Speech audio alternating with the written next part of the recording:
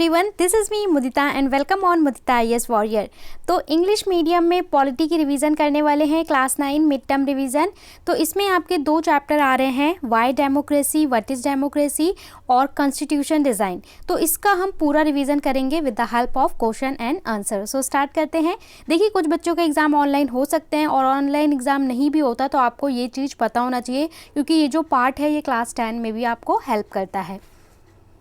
So first question आपका है, democracy is a form of government in which the rulers are elected by the people. So answer क्या होगा? Democracy is a form of government in which the ruler are elected by the people. ठीक है, और यही हमारी democracy की definition होती है कि जहाँ पे जो गवर्नमेंट होता है वो कैसे फॉर्म होता है, गवर्नमेंट कैसे फॉर्म होती है? पीपल के द्वारा। पीपल इलेक्ट करती है, लोग चुनते हैं। Who has the right of taking important decision in a democracy? In a democracy, the major decision are taken by the elected leaders. Major decision कौन लेता है? देखिए, ये है पीपल, आप सारे हैं पीपल, लोग हैं जो वोट देते हैं। ये अपनी तरफ से एक बंदे को चुनते हैं जिसको हम क्या बोलते हैं? हमारा लीडर बोलते हैं, और हम सबकी तरफ से ये डिसीजन लेता है। ठीक है, नेक्स्ट क्वेश्चन है, what do you understand by one person one vote and one value? Okay, so इसका मतलब क्या होता है? One person one vote and one value, that mean the individual adult citizen must have one vote and each vote must have one value. यानी जितने भी adult हैं, जैसे हर कंट्री में वोट देने का राइट अलग अलग एज ग्रुप को होता है। जैसे इंडिया में बात करें तो अबव 18 जो 18 साल से ऊपर होते हैं वो वोट कर सकते हैं इलेक्शन में।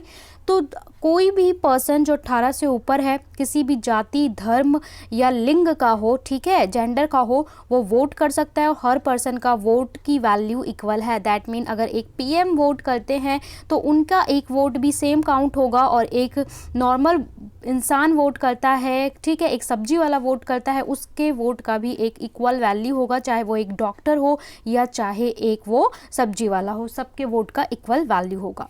नेक्स्ट क्वेश्चन है, describe any 3 feature of democratic system. Democratic system के 3 मेन फीचर आपको डिस्क्राइब करने हैं। The people are elected by the rulers, जो लोग चुने जाते हैं वो किसकी वजह से, किसकी तरफ से चुने जाते हैं? Rulers. People can change the government, लोगों के पास राइट होता है कि वो अपनी गवर्नमेंट को चेंज कर सके विद इन 5 ईयर से पहले भी। Every one has equal right, सबके पास इक्वल राइट होते हैं जो हमारे कॉन्स्टिट्यूशन ने हमें दिए हैं, जिसको हम फंडामेंटल राइट्स कहते हैं। रूल ऑफ लॉ, और डेमोक्रेसी में क्या होता है? रूल ऑफ लॉ, यानी कानून का शासन होता है। नेक्स्ट क्वेश्चन है, what is the difference between democratic and non democratic ruling system? Democratic and non democratic ruling system में डिफरेंशिएट करने को बोल सकते हैं, या बोल सकते हैं कि इसके बेनिफिट्स क्या है, मेरिट डीमेरिट क्या है। तो इस तरीके से एक ही क्वेश्चन को अलग अलग फॉर्म में पूछा जा सकता है। A democratic government is elected by the public while non democratic is not. Democratic में कौन चुनता है? पब्लिक चुनती है, बट नॉन डेमोक्रेटिक में ऐसा नहीं होता है। Democracy consist of continuous election in which the public can change the government. In democratic government function according to the constitution. देखिए, यहाँ पे लोग चुनते हैं और जो काम किए जाते हैं डेमोक्रेसी में वो कैसे किए जाते हैं? कॉन्स्टिट्यूशन से। एक रूल बुक होती है जिसे हम कॉन्स्टिट्यूशन कहते हैं, उसके हिसाब से काम किए जाते हैं। बल्कि नॉन डेमोक्रेटिक कंट्री में ऐसा नहीं होता है। नॉन डेमोक्रेटिक कैसी कंट्री होती हैं? जहाँ पे मोनार्की सिस्टम होता है, ठीक है, राजा का बेटा राजा बन रहा है, वही रूल्स बनाते हैं और वही रूल्स को फॉलो करते हैं अपने according. In democratic country people have fundamental right whereas non democratic countries do not. Main हमारा होता है फंडामेंटल राइट्स, जो कि डेमोक्रेसी का एक मूलाधार होता है, बल्कि जो हमारी नॉन डेमोक्रेटिक कंट्री होती है उसमें ऐसा नहीं होता है। नेक्स्ट है, why are the free and fair election necessary to the democracy? Democracy में एक फ्री और फेयर इलेक्शन की क्या ज़रूरत है? देखिए, डेमोक्रेसी का मतलब क्या होता है? डेमोक्रेसी का मतलब होता है कि लोकतंत्र, ठीक है, इसे हिंदी में हम बोलते हैं लोकतंत्र, और लोकतंत्र का मतलब होता है लोगों का शासन, ठीक है, या फिर लोगों के द्वारा चुने गए प्रतिनिधि का शासन होना। तो लोकतंत्र का मतलब होता है लोगों का तंत्र, ठीक है। और लोगों का तंत्र मतलब जहाँ पे जनता अपने लीडर को खुद चुनती है, यही है हमारी डेमोक्रेसी। तो डेमोक्रेसी में लीडर कैसे चुनती है? With the help of election. Election से ही तो हम अपने लीडर को चुनते हैं। तो अगर इलेक्शन फेयर नहीं होगा तो जो लोकतंत्र का मतलब है वो ही नहीं रहेगा, ठीक है। इलेक्शन फेयर होगा तभी उसी पर्सन को हम इलेक्ट कर पाएंगे जो इक्वल सही में मायने में हम जिसको इलेक्ट करना चाहते हैं। For democracy in real sense, democracy को रियल सेंस में रखने के लिए हमें क्या ज़रूरी है? इलेक्शन जो है वो फेयर तरीके से हो, so that people can vote without any pressure and fear. तो लोग बिना किसी प्रेशर के वोट कर सकते हैं अपनी पसंदीदा पार्टी को या पर्सन को। To elect right representative to change the rulers. Okay, तो ये सारे फायदे होते हैं फेयर इलेक्शन के। What is monarchy? मोनार्की को आपको डेफिनेशन देनी है, तो इसमें कोई एक्सप्लेन करने की चीज़ नहीं है मोनार्की को। In the democratic system what are the things people should keep in mind while electing their rulers. अगर आप किसी रूलर को इलेक्ट कर रहे हैं तो आपको किन चीज़ों को अपने दिमाग में रखना चाहिए? सबसे पहले the ruler should be well qualified. एक तो है कि क्वालिफिकेशन का हमारे यहाँ कोई रूल नहीं रखा गया है, बट हम ऐसा चुन सकते हैं कि हम अगर वोट देने जा रहे हैं तो जो लीडर है वो क्वालिफाई हो, ठीक है, जिसको हम वोट देने जा रहे हैं। The mindset of the ruler should not be narrow. The ruler should not be criminal nature. There should be passion for social service in the ruler. The ruler should be visionary. तो इस तरीके से हमें कुछ points देखने चाहिए, उसके बाद ही हमें वोट करना चाहिए। What is a single party system? देखिए, इससे आपके 3 क्वेश्चन बन सकते हैं कि सिंगल पार्टी क्या होता है, डबल पार्टी क्या होता है, मल्टीपल पार्टी सिस्टम क्या होता है, ठीक है। तो सिंगल पार्टी का मतलब क्या होता है? वो कंट्री जहाँ पे केवल एक ही पार्टी रूल करती है, वही इलेक्शन में पार्ट लेती है, वही जीतती है। जैसे कि एग्जाम्पल क्या है? चाइना। डबल पार्टी सिस्टम का एग्जाम्पल है अमेरिका, यूएस। यहाँ पे 2 पार्टी होती हैं, वो इलेक्शन में पार्ट लेती हैं और उसी में से कोई एक पार्टी जीतती है। और मल्टी पार्टी सिस्टम का मतलब होता है ऐसी कंट्री जहाँ पे 2 से ज़्यादा पार्टीज़ हैं और वो इलेक्शन में पार्ट लेती हैं और कोई भी इलेक्ट होके चुन सकती है, गवर्नमेंट फॉर्म कर सकती है। तो अगर आपसे एग्जांपल बोले सिंगल पार्टी सिस्टम का तो ये आप चाइना बोल सकते हो, डबल पार्टी का, 2 पार्टी का अमेरिका बोल सकते हो, मल्टीपल पार्टी तो India is the best example. What do you understand bye freedom of press? Press की स्वतंत्रता से आप क्या समझते हो? The right of publish newspaper, magazine and printed matter without government restriction. आपके पास अभिव्यक्ति की स्वतंत्रता है कि आप न्यूज़पेपर पब्लिश कर सकते हैं, मैगजीन पब्लिश कर सकते हैं, ठीक है, और इलेक्ट्रॉनिक मीडिया के थ्रू न्यूज़ पब्लिश कर सकते हैं बिना किसी गवर्नमेंट के रिस्ट्रिक्शन के। वहाँ पे आप गवर्नमेंट की फेवर और अगेंस्ट दोनों चीज़ों को दिखा सकते हो। तो ये क्या होता है? हमारा freedom of the press. Next है, how does freedom of press play its role in maintaining democratic atmosphere in the country? जो फ्रीडम है डेमोक्रेटिक कंट्री का एटमॉस्फेयर बनाने में कैसे हेल्प करता है? A free press play a vital role in democratic society, enabling the open exchange of information and opinion among ordinary citizen, business, citizen, association, political party and the government. Okay, चलिए next question देख लेते हैं। Next है, what is the role of democratic governance in development of women? Women के development में हमारी जो democratic government है वो कैसे रोल प्ले करती है? तो देखिए, वुमेन्स को पहले वोट देने का अधिकार नहीं था और इंडिया भी जब आपका 1947 में इंडिपेंडेंट बना, जब हमारा कॉन्स्टिट्यूशन बन रहा था तो किसी ने ये नहीं सोचा था कि वुमेन को राइट मिलना चाहिए, ठीक है, लेकिन फिर उसके थ्रू हमें वुमेन को राइट मिला। इसके अलावा आप पार्लियामेंट में देखोगे 33% सीट फीमेल्स के लिए रिजर्व की गई, यानी इक्वालिटी की बात कर रहे हैं, लेकिन अभी भी 33% को कवर अप नहीं हो पा रहा है, ठीक है। तो धीरे धीरे जो फीमेल को राइट्स मिले हैं वो with the help of democratic governance की वजह से ही मिले हैं, वरना इतना भी पॉसिबल नहीं होता। Women got the right to educate under fundamental right. Women educate हो सकती हैं ये बोल के कि हम फंडामेंटल हमारा राइट है। Protection against evils and social discrimination, ठीक है। तो डेमोक्रेसी की वजह से ये सारे बेनिफिट हुए हैं या डेवलपमेंट हुआ है वुमेन का। Starvation are less likely in democracy how? देखिए, बोल रहा है families and starvation, that mean कि जो भूखमरी और अकाल की जो टाइम होता है वो डेमोक्रेटिक कंट्री में होने का कम चांस होता है। क्यों होता है कम चांस? देखिए, अगर एक कंट्री है वो डेमोक्रेटिक है और दूसरी कंट्री है जहाँ पे मोनार्की सिस्टम है, तो डेमोक्रेटिक में देखिए कोई चक्रवात, भूकंप, कुछ भी आपदा आ गई तो यहाँ पे क्या होगा? यहाँ पे जो यहाँ के लीडर्स होंगे वो अपनी जनता को किसी भी भेदभाव किए कि आप लड़का हैं, आप लड़की हैं, आप किसी जाति के हैं, धर्म के हैं, सबको वो खाने की एटलीस्ट फैसिलिटी प्रोवाइड करेगा, ठीक है, क्योंकि उसका काम है, क्योंकि जनता ने ही उसको इलेक्ट किया है, तो ऐसे टाइम में अपनी जनता का प्रोटेक्शन करना उसका मेन रोल होगा, मेजर रोल होगा। मोनार्की सिस्टम में क्या है कि जो राजा है वो उसकी मर्जी है, ज़रूरी नहीं है वो बोलेगा मैं तो राजा हूँ, अगली बार मेरा बेटा भी राजा बनेगा तो मुझे तो कोई हटा नहीं सकता। तो ऐसी कोई विपत्ति आए तो वो किसी की हेल्प करे या ना करे उसकी कोई गारंटी नहीं है, इसलिए यहाँ पे ज़्यादा बोला जाता है कि सुरक्षित होता है, लोगों को ज़्यादा फैसिलिटी मिल सकती हैं और हमारा मोनार्की में नहीं मिल सकती।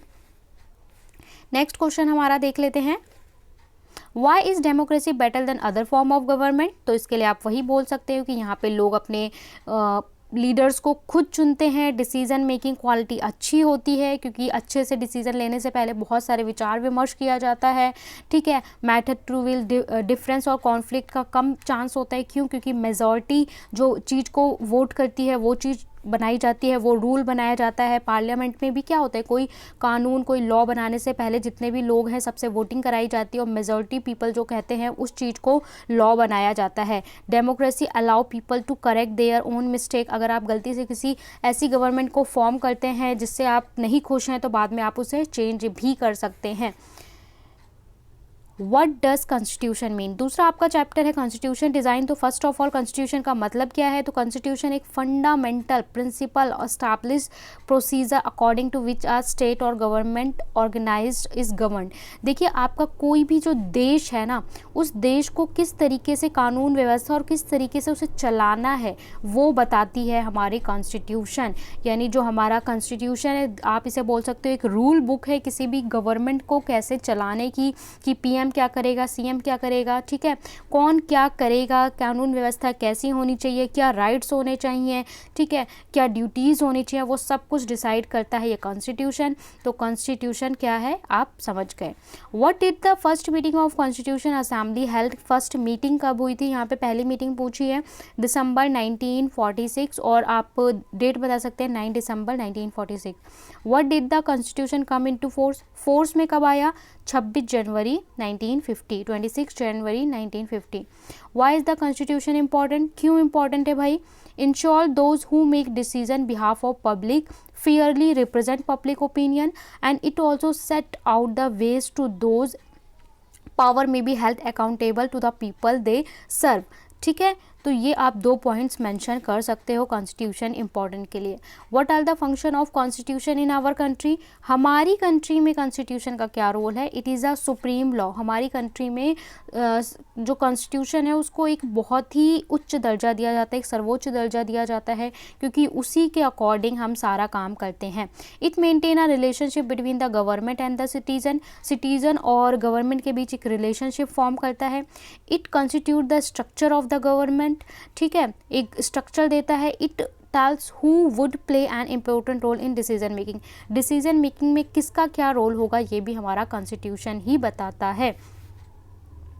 What things were kept in mind while writing the constitution। जब कॉन्स्टिट्यूशन को लिखा गया था, ठीक है, तो किन बातों को ध्यान में रखा गया था। The committee had keep in mind that India had a land of many community. हम इस चीज़ का ध्यान रखा था कि जो भारत है वो ऐसी भूमि है जहाँ बहुत सारी कम्युनिटीज़ रहती हैं, लैंग्वेजेस बहुत सारी बोली जाती हैं, बहुत सारे धर्म हैं। तो ऐसा कॉन्स्टिट्यूशन बनाया जाए जो किसी के साथ भेदभाव ना करे और सबको समान अधिकार दे। What do you understand by equality. Equality is about ensuring that every individual had equal opportunity to make the most their lives and talents. Okay, तो इक्वालिटी का मतलब होता है सबको इक्वल चांस, फेयर चांस मिले। Why does India is called a secular state. India को secular state क्यों कहते हैं। देखिए सेकुलर का मतलब क्या होता है, सेकुलर आप लोग डिबेट में बहुत सुनते हैं। सेकुलर का मतलब होता है पंथ निरपेक्ष या धर्म निरपेक्ष, ऐसा स्टेट जिसका अपना कोई ओरिजिनल धर्म ना हो, ठीक है, सभी धर्मों को रिस्पेक्ट दी जाती है और हर इंडिविजुअल को राइट है कि वो किसी भी धर्म का पालन कर सकता है, उसे फॉलो कर सकता है और उसको मोटिवेट कर सकता है, लोगों तक पहुंचा सकता है। India does not establish any one religion as the official religion. India को कोई अपना धर्म नहीं है, इंडिया किसी भी धर्म को ऑफिशियल नहीं बोलता है। It also does not confer any privilege or favor or any particular religion, that's why India is called a secular state.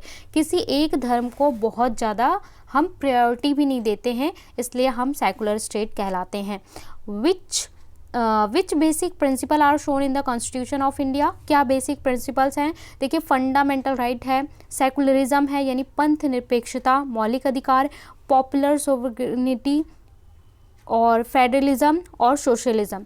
तो ये हमारे कुछ बेसिक प्रिंसिपल हैं जो हमारे कॉन्स्टिट्यूशन में है. इसके बाद what is constitutional assembly. Constitutional assembly क्या थी? कुछ वो लोग थे जिनको चुना गया था कि आप लोग कॉन्स्टिट्यूशन को ड्राफ्ट करेंगे कि हमारा कॉन्स्टिट्यूशन कैसे होना चाहिए, उसमें क्या क्या चीज़ें होनी चाहिए, तो उसको हमने कॉन्स्टिट्यूशनल असेंबली बोला था. Who was the chairman of drafting committee. Drafting committee के चेयरमैन कौन थे? तो डॉक्टर भीमराव अंबेडकर यानी BR अम्बेडकर के नाम से जानते हैं. ठीक है, भीमराव अंबेडकर और राजेंद्र प्रसाद का नाम बहुत ज़्यादा जाना जाता है.